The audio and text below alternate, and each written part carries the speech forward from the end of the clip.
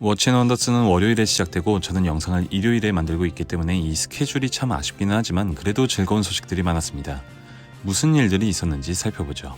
3월 마지막 주 시계 소식 출발합니다. 신제품부터 살펴봅니다. 라도에서 신제품 소식이 들려왔습니다. 캡틴 쿡 하이테크 세라믹 스켈레톤이라는 모델입니다. 디자인 자체는 기존 스켈레톤 모델이나 리미티드 에디션과 큰 차이를 두고 있진 않지만 색감 선택을 통해서 훨씬 더 고급스러움을 강조하고 있습니다. 이 색감 덕분인지 스켈레톤 형태도 훨씬 더 눈에 들어오는 것 같고요. 저는 디자인을 강조하고 있지만 보도자료에 따르면 아무래도 소재와 성능에 조금 더 초점을 맞췄습니다. 하이테크 세라믹을 기반으로 로즈골드와 티타늄 등의 소재가 다양하게 사용되었고 R808 무브원트에 약 590만원대로 공개되어 있습니다. 더불어 라도 홈페이지에는 클래식 워치들이 같이 공개되어 있고요. 글로벌 앰버서더로 배우 지창욱이 발탁되었다는 소식도 같이 전합니다. 스피나커는 한정판 신제품을 공개했습니다. 배트걸 리미티드 에디션으로 명명된 이 시계는 한 영웅으로부터 영감을 받았다고 하는데요.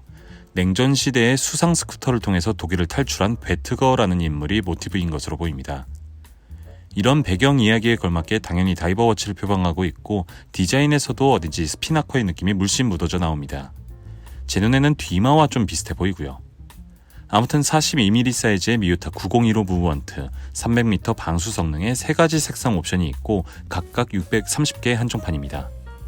이 시계는 690달러로 공개되었고 지금은 사전 주문을 받는 중인데요. 매일 등록하면 25% 할인을 받을 수 있다고 합니다. 브라이틀링도 신제품을 공개했습니다. 프리미에르 B01인데요. 커뮤니티 등에서 이번에 프리미에르가 공개될 예정이라고 워낙 많이 정보가 돌기도 했었죠. 5가지 색상의 금통 모델까지 총 6개 모델이 공개가 됐습니다. 이번 모델은 디자인의 포인트와 밸런스 등이 변경되었고 무브원트나 두께도 변경점이 있었습니다. 홈페이지 공개 전에 매장에서 구경한 후기들도 있었는데요. 디자인 밸런스가 굉장히 잘 잡혔고 또 캐주얼 느낌이 좀 강하다는 의견이 주를 이룹니다. 색상이 좀 다양해지면서 브라이틀링 특유의 마초스러움은 좀 줄어든 것 같다는 생각도 듭니다. 추가로 탑타임 시리즈들도 B01을 달고 공개되었습니다. 언젠가 이 시계들을 가리키면서 해당 차종의 팬이거나 소유자분들에게 좋은 시계가 될 거라 말씀드린 적이 있었는데요. 디자인도 한결 정리가 됐고 무브 변경도 있어서 역시나 좋은 선택이 되리라 생각합니다. 론지는 요즘 정말 호평만 들리고 있습니다. 판매량을 떠나서 줄루타임 이후로 울트라 크론, 마스터 컬렉션, 또 파일럿까지 선보이는 것마다 팬들의 찬사를 듣고 있는 중인데요. 이번에 공개한 스피릿 플라이백도 큰 호평을 듣고 있습니다.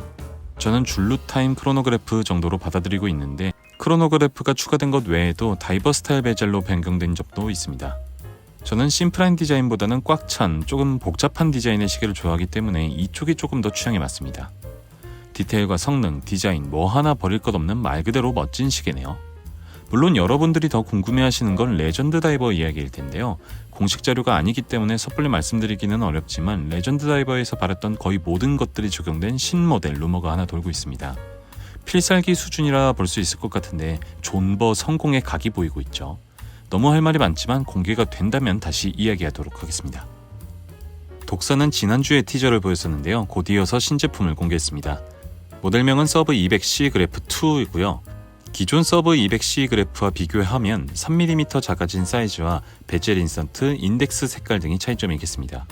6가지 색상이 있는데 프로페셔널이라든지 샤크 헌터라든지 각 색상별로 특유의 이름이 붙은 게 더 재미있는 포인트입니다. 42mm K 사이즈의 SW510 무브원트, 200m 방수 성능의 약 280프랑의 가격이 주요 특징인 이 시계는 현재는 선주문을 받고 있는 중인데요. 가격도 제법 있고 국내에서는 서브 200 시리즈보다는 300 시리즈가 더 인기가 있어서 국내 후기를 만나보기는 어려울 것 같습니다. 오메가는 SNS를 통해서 새로운 시계를 공개했는데 아쿠아테라입니다. 문샤인 골드를 사용한 녹색 아쿠아테라 하나와 세드나 골드 그리고 다이아몬드를 사용한 아쿠아테라 각각 하나씩을 SNS에 공개해 놓은 상태인데요. 비싸고 예쁘고 좋은 시계인 건 알지만 아쿠아테라는 워낙 바리에이션들이 많고 오메가 내에서도 이를 닮은 시계들이 기존에 있어 왔기 때문에 저는 크게 특별히 와닿지는 않는 모델이었습니다. 오히려 이 모델을 찾으려고 홈페이지를 둘러보다가 발견한 올림픽 1932 크로노 차임이라는 모델이 더 마음에 들었는데요. 이게 공개된 지는 약 반년 정도 된 것 같은데 저는 이제서야 보게 됐습니다. 디자인부터 기능, 구 로고까지 저에게는 완전히 취향 저격과도 같은 시계인데 이게 6억이라서 그냥 구경만 하고 넘어가겠습니다. 존윅 시계로 유명한 카레프 부커러의 신제품이 재미있습니다. 마네로 페리퍼럴 라인업이고요. 특유의 디자인 기조를 잘 따르면서도 조금은 가볍고 캐주얼한 느낌을 물씬 풍기고 있습니다. 카레프 부커러는 약간은 진중하고 클래식한 시계들이 주목을 받고 있어서 이 시계들은 새롭다는 느낌을 주는데요. 소비자의 폭을 좀 늘려보려는 의도는 아니었을까 싶습니다. 날짜장이 좀 거슬린다는 점 외에는 색상 선택을 굉장히 잘했다는 생각도 듭니다. 이 비교적 젊은 감각의 연장선상으로 뚜르비용 모델도 하나를 더 공개했습니다. 로얄오크식의 연출이 보이는 이 모델은 점잖은 카레프 부커러의 새로운 시도의 정점이라는 생각마저도 드는데 구매 후기를 보기는 좀 힘들겠지만 역시나 카레프 부커로서는 큰 도전이 아니었을까 싶습니다. 플란마리에서 아주 근사한 모델을 공개했습니다. 특별히 모델명은 표기되어 있지 않은 시계인데요. 섹터 다이얼과 뿔 모양의 러그가 인상적인 모델입니다. 완전한 신제품으로는 볼 수가 없는 게 작년에 블랙 모델이 판매가 되기도 했었고요. 이번에는 그레이, 살몬, 화이트로 범위가 좀 더 넓어진 거라고 보시면 되겠습니다.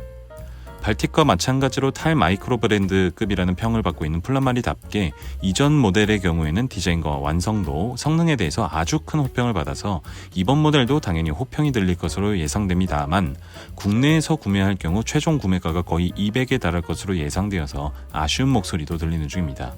어쨌든 이 모델은 4월 3일에 판매가 시작될 예정입니다. 몇 주째 말씀드리는 것처럼 요즘은 신제품이 그렇게 많지는 않은 상황입니다. 오늘 말씀드린 시계들도 지난주에 공개된 제품이 아닌 경우도 있었고요. 그럼에도 꾸준히 신제품 소식을 다룰 수 있는 건 참 감사한 일입니다. 자, 그럼 이번엔 이야기거리들도 살펴보죠. 워치앤원더스 이야기입니다.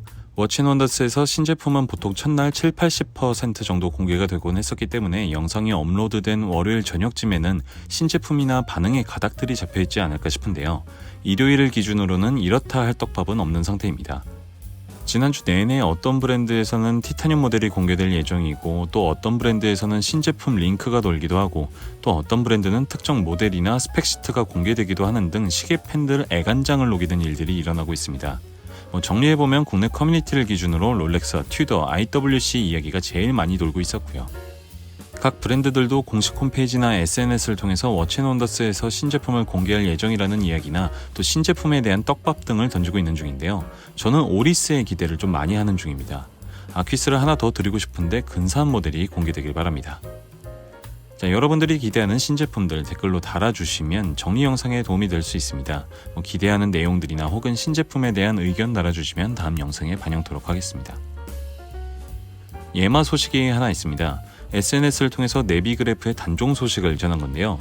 이 모델은 국내에 예마를 알리기도 했던 모델임과 동시에 또 여기에 사용된 무번트로 인해서 쓴소리도 들었던 다사다난했던 모델입니다.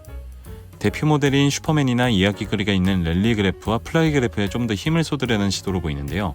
네비그래프의 디자인이 마음에 드는 분들은 아직 파란 버전은 구매하실 수가 있으니까 참고하시길 바랍니다. 얘기가 어찌됐든 단종 소식은 후련하기도 하고 아쉽기도 합니다. 지난주에 갑자기 김정은 시계가 기사화되었습니다. 몇 군데의 신문사에서 이 내용으로 기사를 다뤘었는데요. 골자는 북한 주민들은 식량난을 겪고 있는데 김정은과 그 딸은 사치제의 돈을 아낌없이 사용하고 있다는 내용입니다. 시계뿐만 아니라 옷이나 차량 같은 내용도 다루고 있었고요. 아무튼 기사에 따르면 김정은은 IWC의 포르토피노를 찬다고 합니다. 독재자의 사치는 흔한 내용이니까 그러려니 했는데 재미있는 건 비교 기사였습니다. 이 기사에 따르면 LVMH 총괄 회장이 최근 방한하면서 찬 시계가 태그호여의 까레라 포르쉐 에디션이라고 하는데요. 내노라 하는 부호도 800만원대의 시계를 찼는데 김정은이 1400만원짜리 시계를 찬다면서 비판 아닌 비판을 하는 내용이었습니다. 아마 이야기 들으시면서 피식하셨을 것 같은데 표면적으로는 그럴 수 있겠지만 이게 과연 적당한 비교였는가에는 물음표를 던집니다. 파텍 필립의 시계가 기록을 세웠다는 이야기가 있습니다. 파텍 필립의 스카이문 트루비용이라는 모델이 온라인 경매에서 판매된 가장 비싼 시계라는 내용인데요. 이 시계는 2015년에 한 차례 판매가 되었었고 이번 경매에서 약 580만 달러, 하나로 75억 4천만 원이라는 거금에 팔렸습니다. 보시는 것처럼 보기만 해도 엄청날 것 같은 디자인에 12개의 컴플리케이션이 포함된 시계고요. 이날 경매에서 판매된 가격 2위도 파텍 필립의 시계가 차지했다고 알려졌습니다. 파텍 필립의 이런 기록은 한두 번이 아니기도 한데요. 최고와 최초라는 수식에 잘 어울리게 수많은 경매 기록을 가지고 있기도 합니다. 2019년이었나요? 약 360억 원대에 낙찰된 그랜드마스터가 생각나실 겁니다. 이게 생활에 밀접한 가격대가 아니라서 그런지 저는 멋지다 부럽다라는 생각조차도 들지 않을 정도입니다. 자, 이렇게 해서 지난주 소식도 살펴봤습니다. 워치앤원더스 일정과 이번 영상의 일정이 딱 맞았으면 더할 나위 없이 좋았겠지만 그렇지 못해서 조금은 아쉬웠고요. 그럼에도 시청해주셔서 감사합니다. 워치앤원더스 내용은 국내 커뮤니티 반응까지 살펴본 다음에 다시 정리해보도록 하겠습니다. 자, 일교차 크니까 주의하시길 바라겠고요. 저는 더 재밌는 이야기들로 찾아오겠습니다. 감사합니다.